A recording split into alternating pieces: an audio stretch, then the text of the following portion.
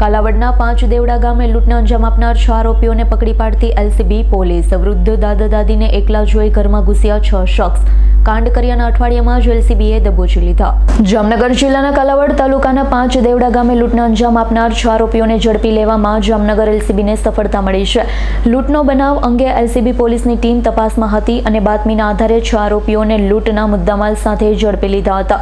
કાલાવડના મોટા 5 દેવડા ગામમાં ગત તારીખ 30/11/2025 રાત્રિના 12 થી 2 વાગ્યા હીરુબેન કાનાભાઈ અને કાનાભાઈ ભીખાભાઈ અજુડિયા નામના વૃદ્ધ દંપતી પોતાની વાડીએ સૂતા હતા।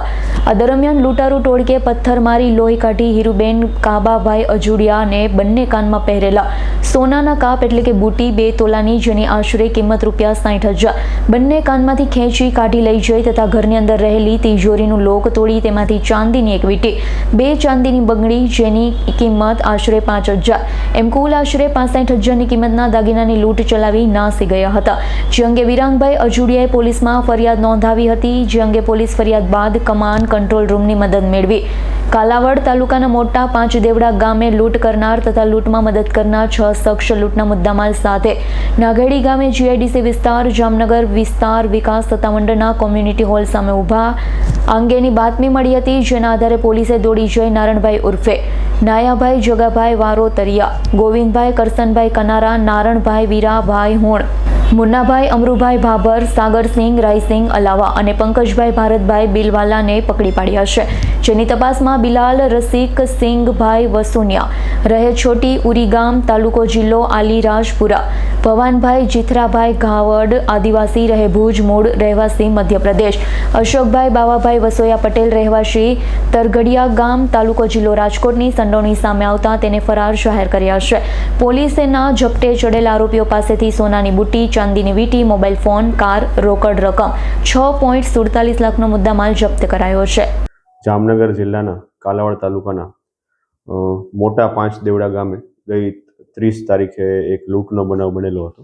જે બનાવની વિગત મુજબ જે મોટી ઉંમરના ઘરે દાદા હતા કાબાભાઈ ભીખાભાઈ અજુડિયા અને દાદી હીરુબેન કાબાભાઈ અજુડિયા ફરિયાદીના, એમના રાતના હાજરી સમયે તેમના કપાળના ભાગે 4 લોકોએ પથ્થર તેમજ લાકડીના ભાગ દ્વારા હુમલો કરી તેમની 2 તોલાની જે બુટ્ટી હતી કાનમાંથી એ કાઢી તેમજ અલગ અલગ અન્ય ઝવેરાત અને રોકડ મળીને કુલ 65,000 રૂપિયાની લૂંટનો બનાવ બનેલો હતો।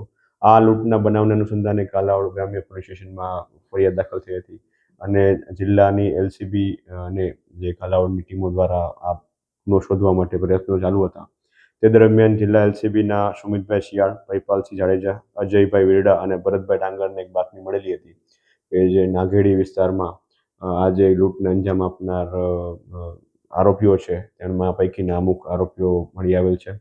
જેમાં જે પકડાયેલા આરોપી છે તેમાં નારણભાઈ ઉર્ફે નાયાભાઈ જગાભાઈ અર્જણભાઈ વારોતરિયા તેમજ ગોવિંદભાઈ કરશનભાઈ કનારા, નારણભાઈ વીરાભાઈ હુણ, મુન્નાભાઈ અમરુભાઈ ભાભર, સાગરસિંહ રાયસિંહ અલાવા, પંકજભાઈ ભારતભાઈ બિલવાલ, આ 6 આરોપીઓને હાલ પકડી પાડવામાં આવેલા છે। તેમજ આ સિવાય જે આ ગુનામાં અન્ય આરોપીઓ હતા જે 3 આરોપી છે ભવાનભાઈ જીથરાભાઈ ધાવડ, અશોક બાવાભાઈ વસોયા, બિલાલ રક્ષિંગ વંસુયા, આ 3 આરોપી પકડવાના હાલ બાકી છે।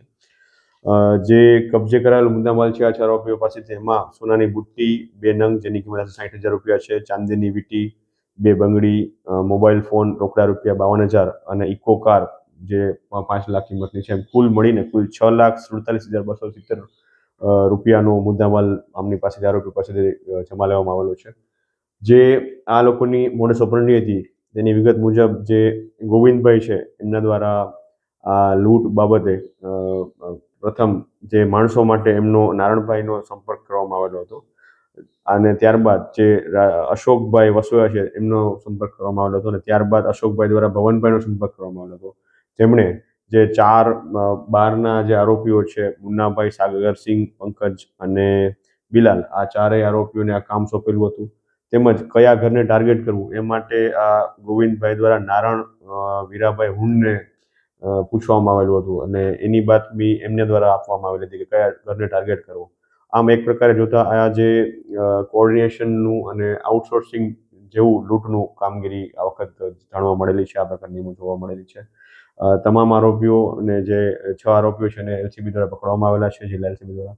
એ બાબતે એલસીબીનો ખૂબ જ આપણે અભિનંદન આપીએ છીએ અને સારી કામગીરી બદલ આવી જ કામગીરી આગળ કરતા રહેશે અને આગળની તપાસ હાલ ચાલુમાં છે. હર્ષલ ખંદેડિયાનો રિપોર્ટ S9 ન્યૂઝ જામનગર. અમારી તમામ માહિતીથી અપડેટ રહેવા માટે જોડાયેલા રહો S9 ન્યૂઝ સાથે.